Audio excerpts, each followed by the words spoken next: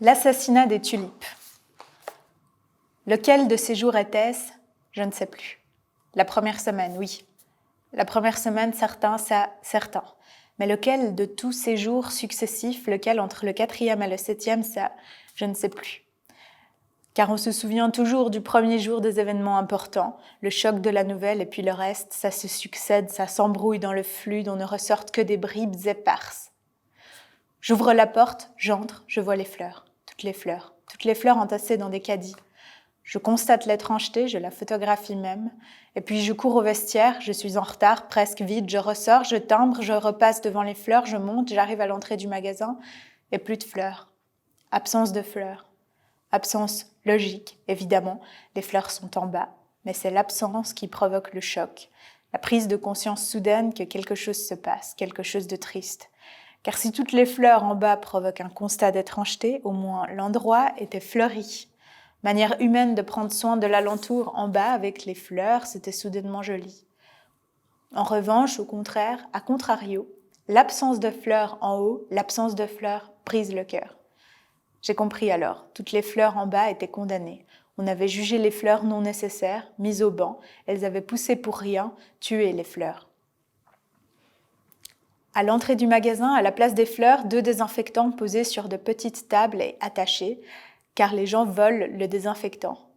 Au rayon ensuite, je range des fromages à raclette, donc le fromage à raclette, lui, est nécessaire. Je range toutes les sortes de beurre. Les gens n'ont pas peur de manquer de beurre, ils ont peur de manquer du beurre qu'ils prennent d'habitude. Les gens ne sont que des consommateurs, les gens ne sont que des cons. Je range les chips. Madame, je m'excuse, les pop-corn qu'on fait cuire dans le micro-ondes, j'indique. Toute cette banalité, ce comme si de rien, ce refus de sortir de son train-train quotidien absurde, de son soi minuscule, cette sorte de continuité affligeante quand il y a eu rupture, et rien d'autre à faire que d'attendre que la crise se calme, rien d'autre que d'espérer que les gens comprennent. Une envie secrète aussi, je voudrais l'anarchie, les gens mis face au réel rien, à l'absence. Fleurs, symbole de la définition de la nécessité, j'aimerais pleurer collectivement la mort des tulipes. J'aimerais lever collectivement les yeux sur le monde, sur le ciel dénué d'avions, des aveuglements. J'aimerais le choc sur la durée.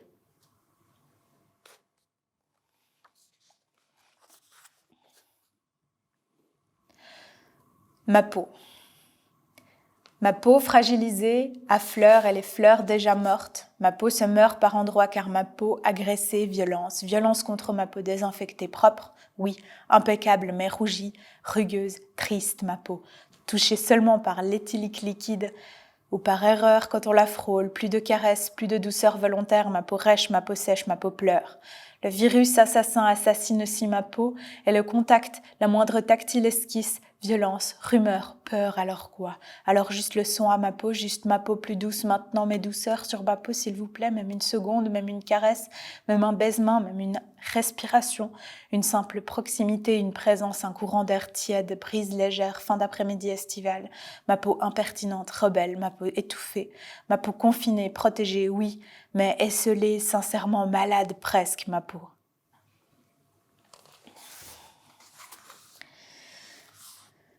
Je tachycarde. J'ai le corps en plein conflit comme si les entrailles sentaient toutes les impressions épidermiques. Je tachycarde. Le cœur, corps, recroquevillé, comme quand il faudrait crier dans un rêve mais que rien ne sort. Nuit noire, se tourner, taper les replis, les plumes à l'intérieur de la tête, aplatie elle aussi, intérieure, elle save les inrespirations, les soupirs incomplets. Pourtant, il suffit de ne penser qu'à ça. Inspire, expire, ils disent toujours et jamais ça ne marche. Ou peut-être 5 minutes, un instant on oublie et puis tachycarde, tachycarde, tachycarde. J'envie la plume, j'envie le dufteux et le doux. J'obsessionne, je deviens quelque chose d'effritable dans un alentour effondrable. Je deviens ce caillou de la montagne à peine pris, clac, un morceau part. Abîmé comme quand la grêle par hasard heurte tout. Débordement, libido inassouvissable car absente, soudainement plus envie, trop d'hermétisme, trop d'odeur d'hôpital inhospitalière, Thanatos rôde. Le vent agresse mes oreilles et mes stores. Je n'arrive plus à penser le sable comme quelque chose d'agréable. Il me brûle ou il me mord. Inspire, expire, picture l'idyllique dans ton imaginaire positive, mais rien ne vient. Le cosmos infini serre la gorge. L'invisible m'angoisse. Les souvenirs des temps d'ivresse semblent de lointaines ébauches. Demain, peu de réjouissance, même le miel, même la sensation du croustillant, même le rafraîchissement agréable d'un verre d'eau ou d'une pastèque, rien. Je bâille car c'est l'heure, je devine d'avance mes paupières à l'aube, elles voudront soudainement ne jamais en finir des ténèbres. De force il faudra, demain il faudra tous les jours. Je bâille car c'est l'heure, je béis à la nuque devenue lourde, j'arrête, j'espère le sommeil cette fois.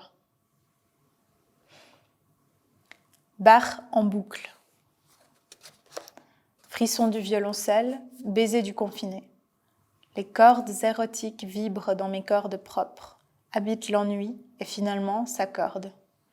Il y aura de nouveau des danses dehors. Il y aura d'autres fougues et d'autres tempêtes.